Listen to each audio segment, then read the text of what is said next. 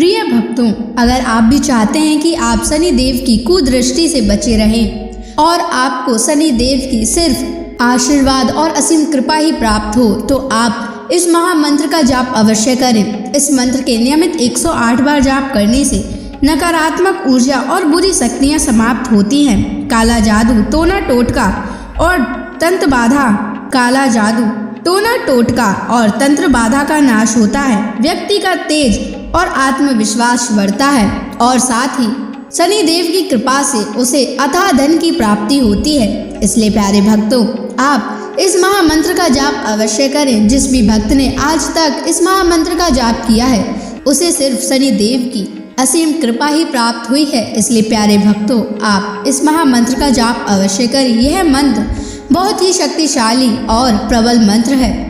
इस मंत्र का प्रभाव तुरंत ही दिखाई देने लगता है और साथ ही आपका जीवन सुखद हो जाएगा।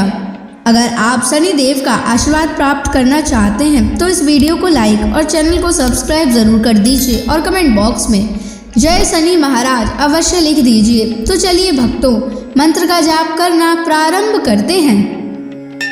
ओम ह्रीं सन शनैश्चराय सर्वदोष निवारणाय स्वाहा। ओम ह्रीं सन शनैश्चराय सर्वदोष निवारणाय स्वाहा।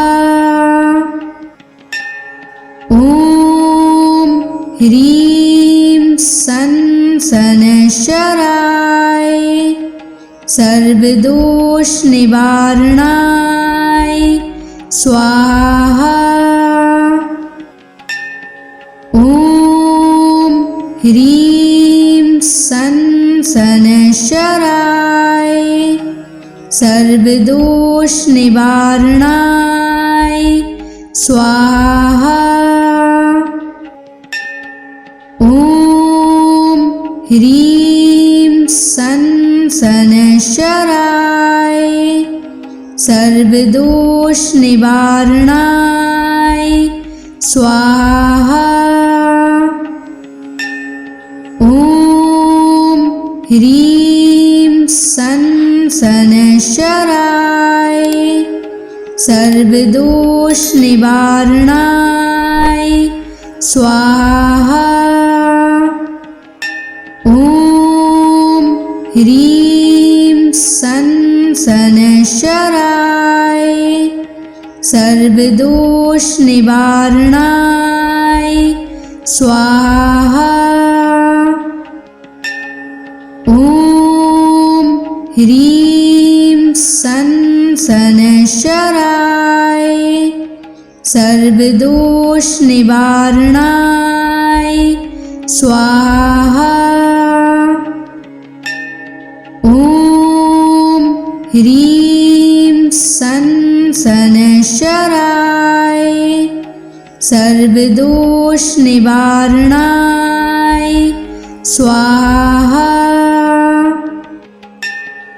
ओम ह्रीं सन शनैश्चराय सर्वदोष निवारणाय स्वाहा।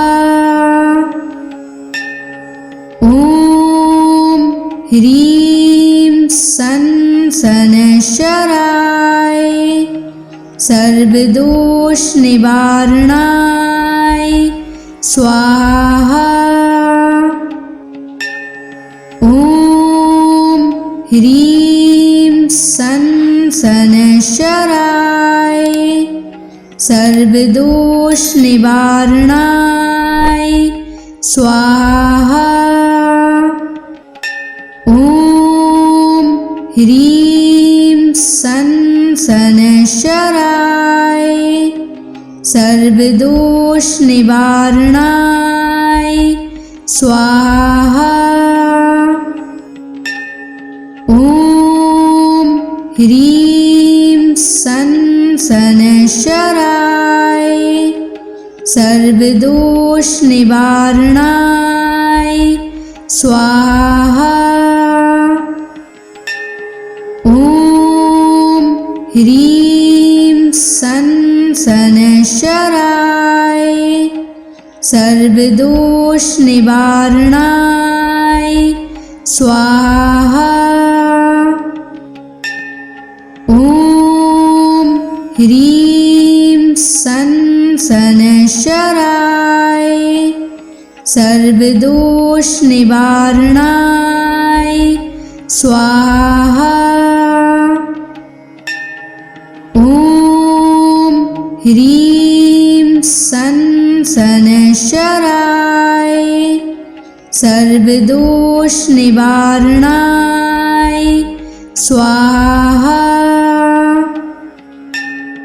ॐ ह्रीं सन् शनैश्चराय सर्वदोषनिवारणाय स्वाहा। ॐ ह्रीं सन् शनैश्चराय सर्वदोषनिवारणाय स्वाहा। ॐ ह्रीं सन् शनैश्चराय सर्वदोषनिवारणाय स्वाहा। ॐ ह्रीं सन् शनैश्चराय सर्वदोषनिवारणाय स्वाहा। ॐ ह्रीं सन् शनैश्चराय सर्वदोषनिवारणाय स्वाहा। ॐ ह्रीं सन् शनैश्चराय सर्वदोषनिवारणाय स्वाहा। ॐ ह्रीं सन् शनैश्चराय सर्वदोषनिवारणाय स्वाहा।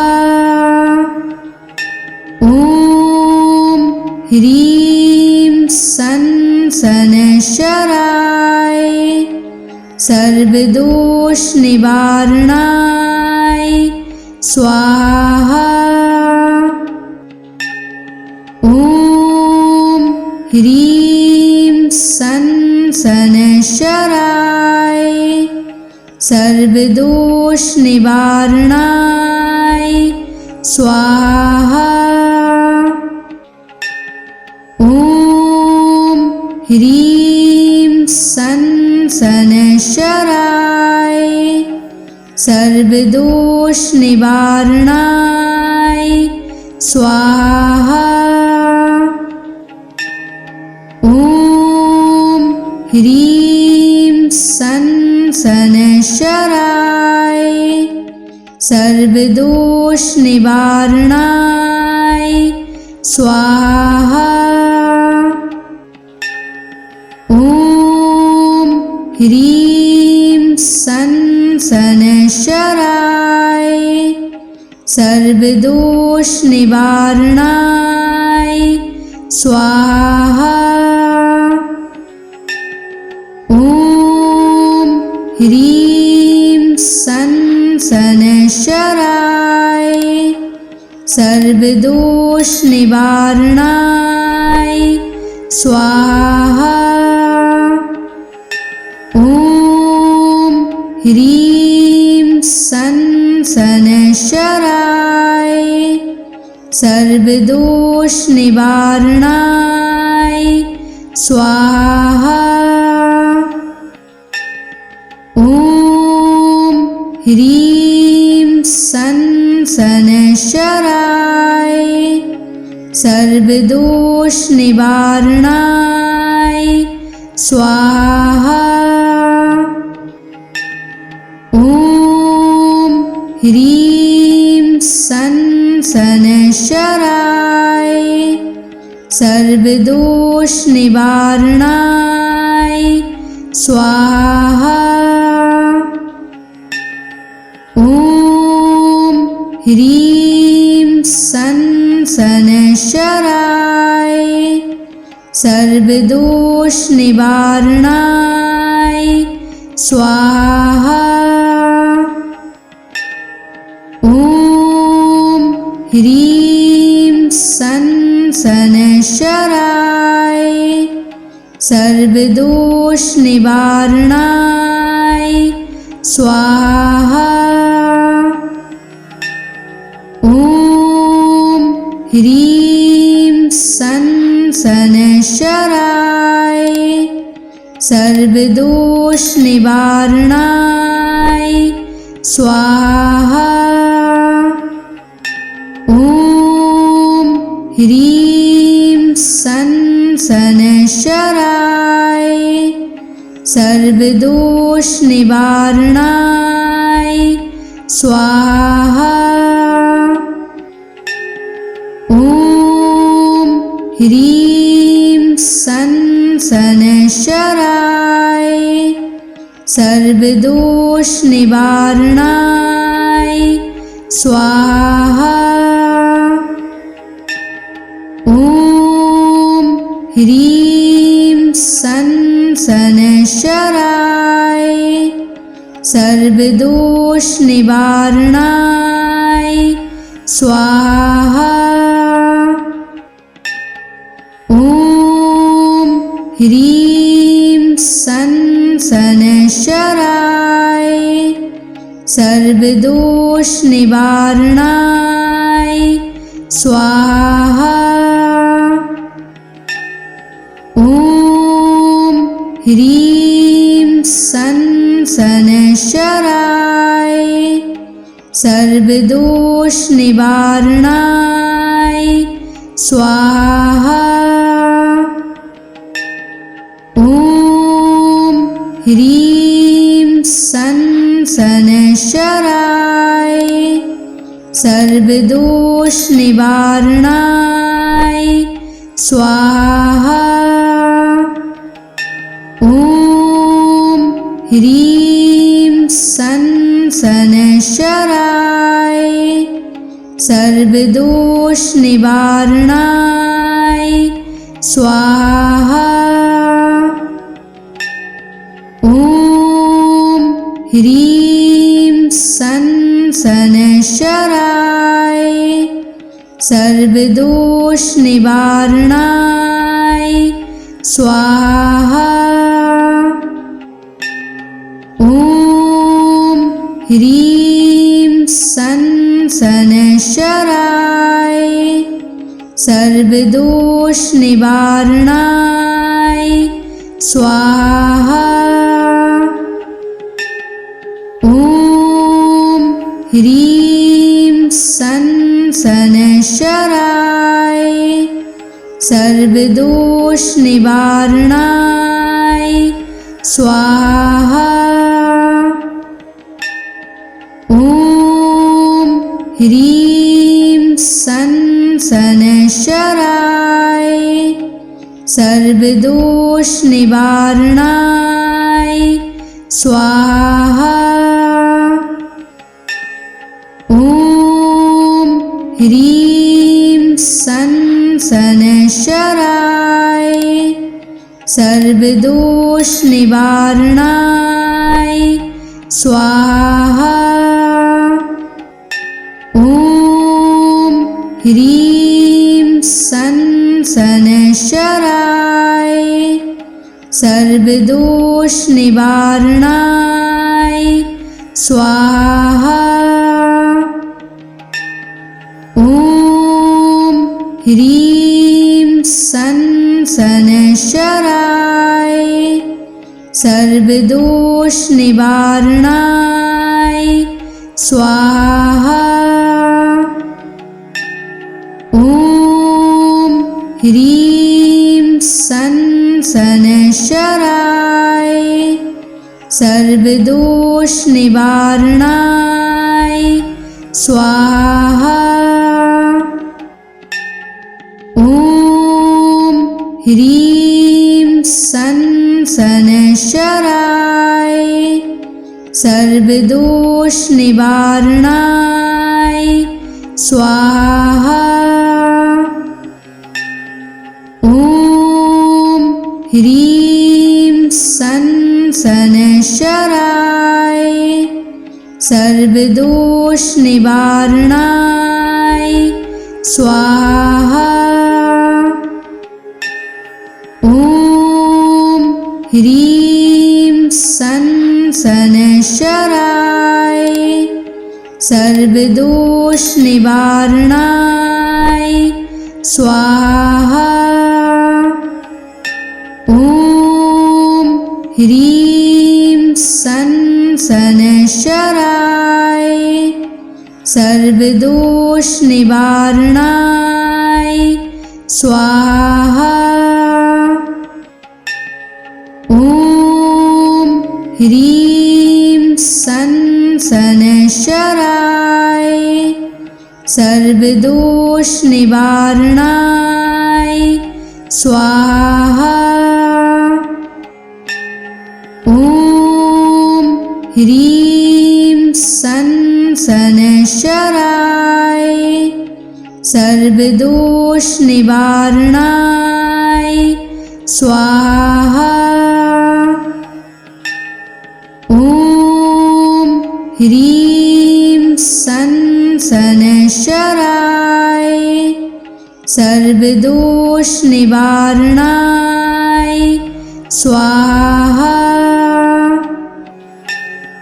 ॐ ह्रीं सन शनैश्चराय सर्वदोष निवारणाय स्वाहा।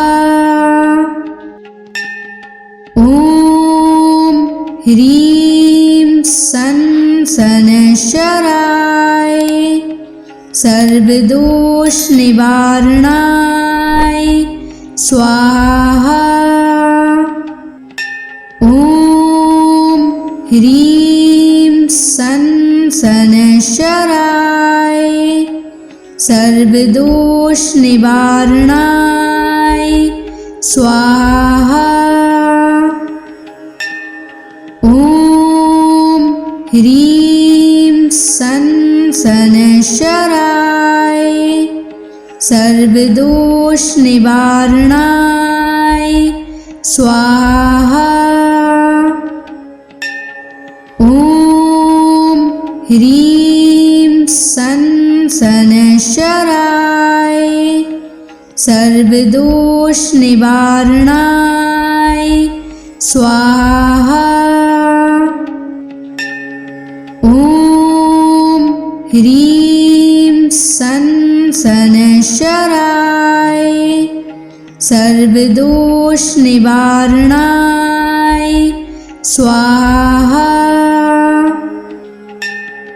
ॐ ह्रीं सन शनैश्चराय सर्वदोष निवारणाय स्वाहा। ॐ ह्रीं सन शनैश्चराय सर्वदोष निवारणाय स्वाहा। ॐ ह्रीं सन शनैश्चराय सर्वदोष निवारणाय स्वाहा। ॐ ह्रीं सन शनैश्चराय सर्वदोष निवारणाय स्वाहा। ॐ ह्रीं सन शनैश्चराय सर्वदोष निवारणाय स्वाहा। ॐ ह्रीं सन शनैश्चराय सर्वदोष निवारणाय स्वाहा। ॐ ह्रीं सन् शनैश्चराय सर्वदोषनिवारणाय स्वाहा। ॐ ह्रीं सन् शनैश्चराय सर्वदोषनिवारणाय स्वाहा। ॐ ह्रीं सन् शनैश्चराय सर्वदोषनिवारणाय स्वाहा। ॐ ह्रीं सन् शनैश्चराय सर्वदोषनिवारणाय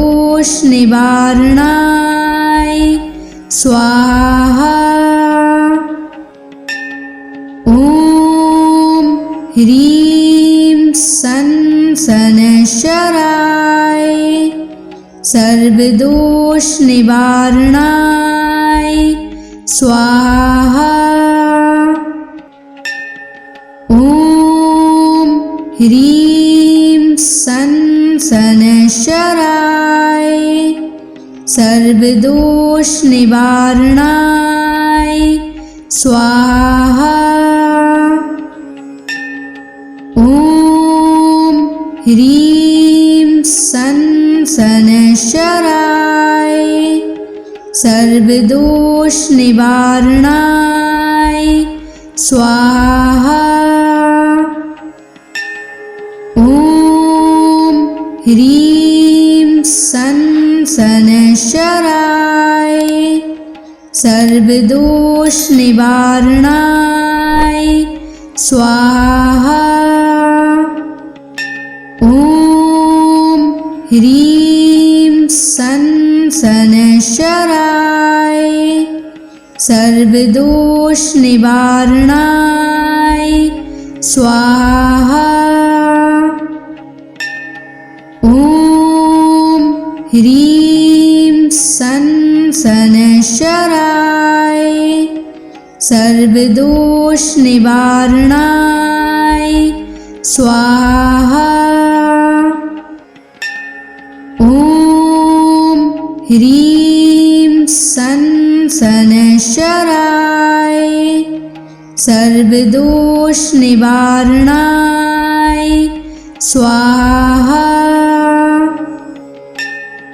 ॐ ह्रीं सन् शनैश्चराय सर्वदोषनिवारणाय स्वाहा। ॐ ह्रीं सन् शनैश्चराय सर्वदोषनिवारणाय स्वाहा। ॐ ह्रीं सन् शनैश्चराय सर्वदोषनिवारणाय स्वाहा। ॐ ह्रीं सन् शनैश्चराय सर्वदोषनिवारणाय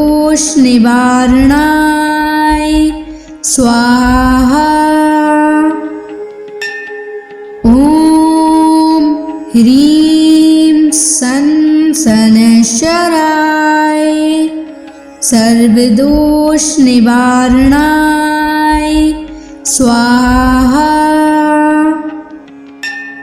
ॐ ह्रीं सन् शनैश्चराय सर्वदोषनिवारणाय स्वाहा। ॐ ह्रीं सन् शनैश्चराय सर्वदोषनिवारणाय स्वाहा। ॐ ह्रीं सन् शनैश्चराय सर्वदोष निवारणाय स्वाहा। ॐ ह्रीं सं शनैश्चराय सर्वदोष निवारणाय स्वाहा। ॐ ह्रीं सं शनैश्चराय सर्वदोष निवारणाय स्वाहा। ॐ ह्रीं सं शनैश्चराय सर्वदोष निवारणाय स्वाहा। ॐ ह्रीं सं शनैश्चराय सर्वदोष निवारणाय स्वाहा। ॐ ह्रीं सं शनैश्चराय सर्वदोष निवारणाय स्वाहा। ॐ ह्रीं सं शनैश्चराय सर्वदोष निवारणाय स्वाहा। ॐ ह्रीं सं शनैश्चराय सर्वदोष निवारणाय स्वाहा।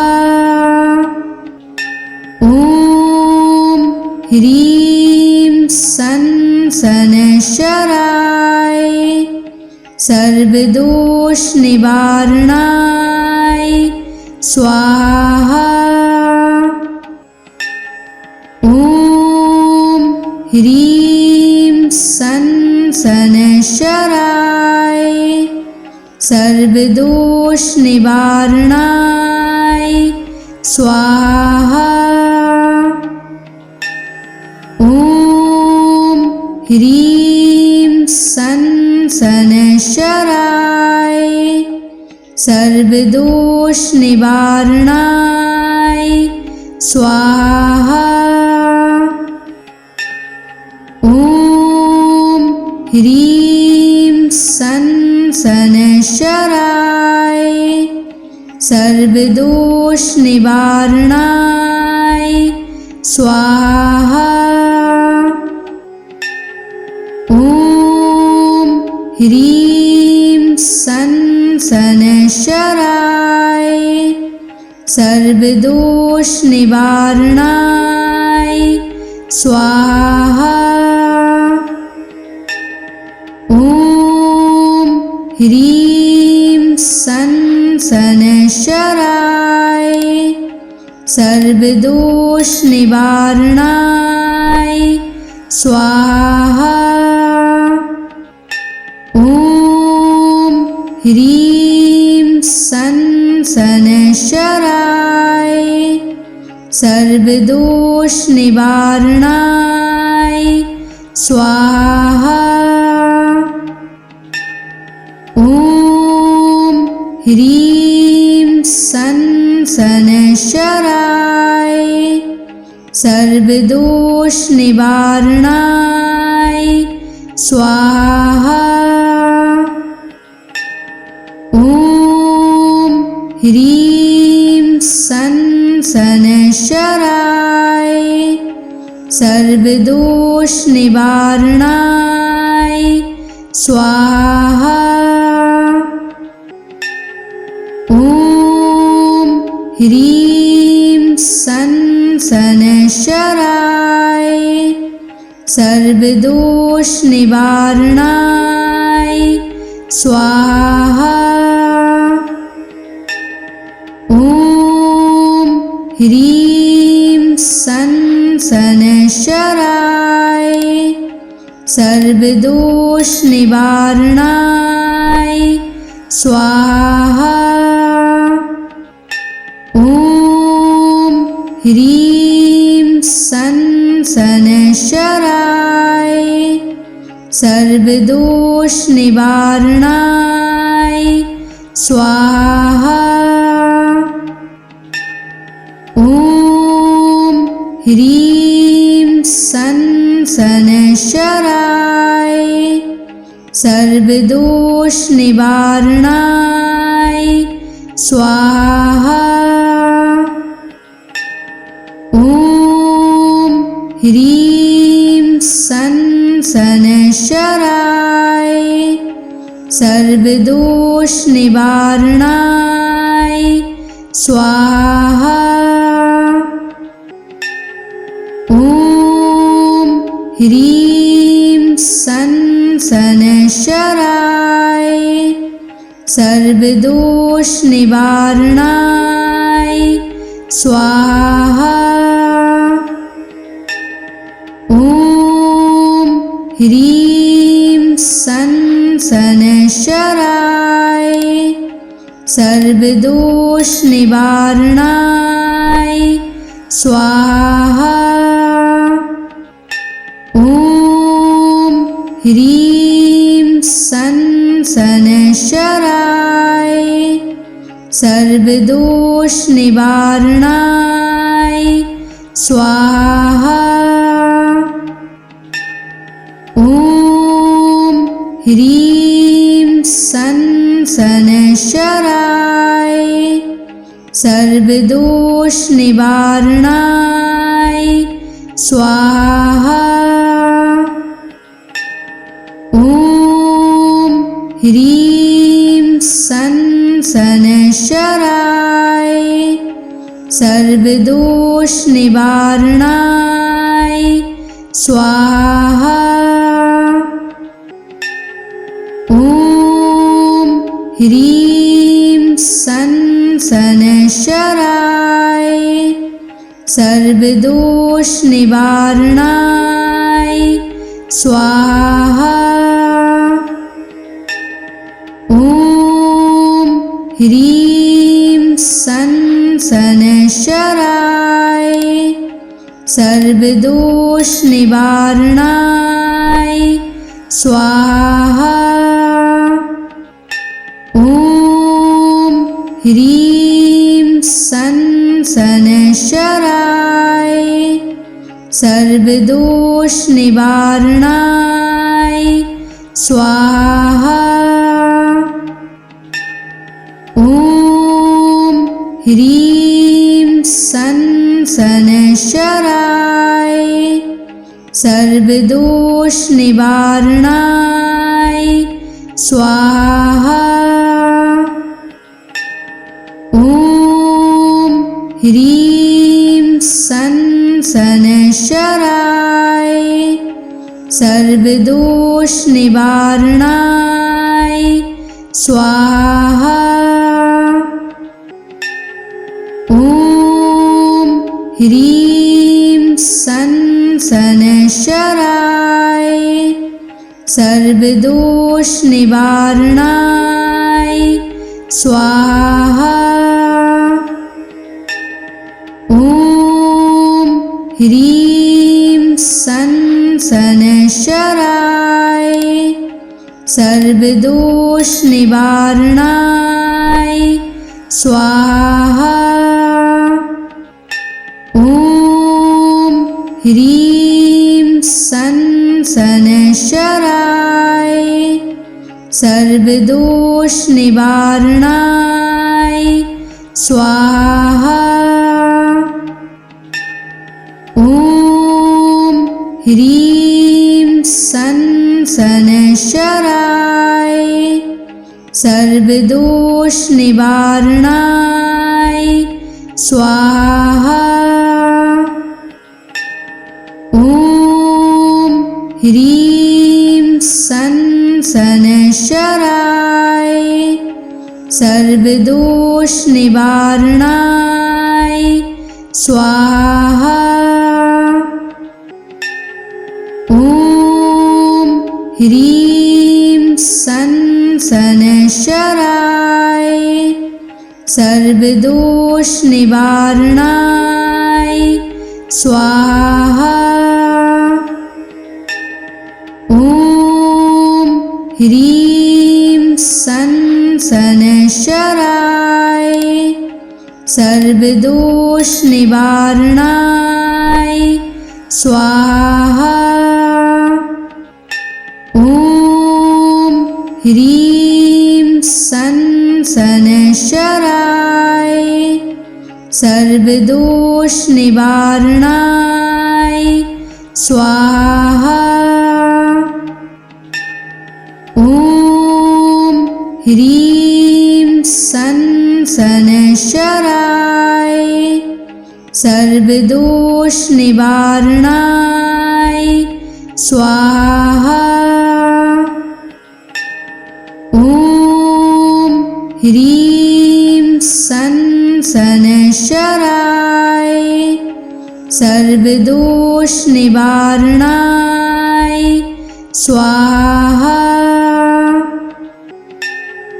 ॐ ह्रीं सन् शनैश्चराय सर्वदोषनिवारणाय स्वाहा। ॐ ह्रीं सन् शनैश्चराय सर्वदोषनिवारणाय स्वाहा। ॐ ह्रीं सन् शनैश्चराय सर्वदोषनिवारणाय स्वाहा। ॐ ह्रीं सन् शनैश्चराय सर्वदोषनिवारणाय स्वाहा। ॐ ह्रीं सन् शनैश्चराय सर्वदोषनिवारणाय स्वाहा। ॐ ह्रीं सन् शनैश्चराय सर्वदोषनिवारणाय स्वाहा। ॐ ह्रीं सन् शनैश्चराय सर्वदोषनिवारणाय स्वाहा। ॐ ह्रीं सन् शनैश्चराय सर्वदोषनिवारणाय स्वाहा। ॐ ह्रीं सन् शनैश्चराय सर्वदोषनिवारणाय स्वाहा। ॐ ह्रीं सन् शनैश्चराय सर्वदोषनिवारणाय स्वाहा। ॐ ह्रीं सन् शनैश्चराय सर्वदोषनिवारणाय स्वाहा। ॐ ह्रीं सन् शनैश्चराय सर्वदोषनिवारणाय स्वाहा। ॐ ह्रीं सन् शनैश्चराय सर्वदोषनिवारणाय स्वाहा।